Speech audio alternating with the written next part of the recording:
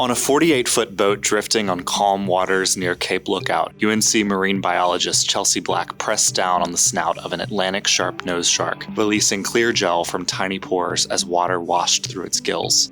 "See that jelly?" she says. "It's part of the shark's sensory system called ampullae. It's how sharks sense electromagnetic impulses from the earth for navigation or from other sea life, especially prey." She also thinks the jelly is part of the shark's immune system. It's full of good bacteria, a possible defense against diseases. Sharks, she says, are incredible healers, and they do not want to eat you, and you should not want to eat them.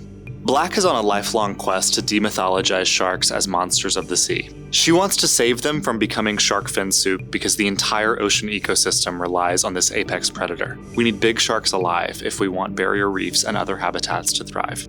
Off the North Carolina coast, Black documents water temperatures and species diversity as part of a survey that began more than 50 years ago at the UNC Institute of Marine Sciences in Morehead City.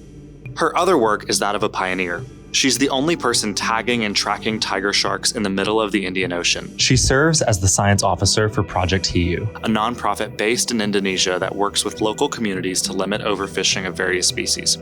In December, on a 40-foot homemade wooden boat, Black sailed for 3 days in the open Indian Ocean, sleeping on a mat under the stars and eating eggs and rice each meal, until she arrived where she suspected tiger sharks congregated.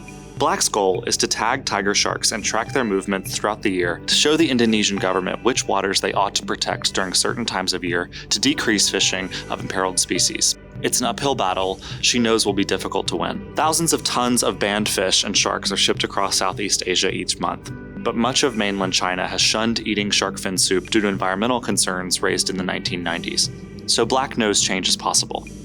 She works with fishermen who need money for their families to survive. They would be hunting for large sharks and other fish if Project Hiu hadn't hired them as research crew members. In December, the first tiger shark Black tagged was 13 feet long and extremely wide. Black is always hesitant to say she can visually tell a shark is pregnant, but this shark was so large and obviously ready to give birth any minute. Black measured it, tagged it, and unhooked it. Then she stood up and watched the mother-to-be swim away. That's one less adult shark to make it to the fish market that day, and it was on the verge of giving birth to pups, possibly 30 or more.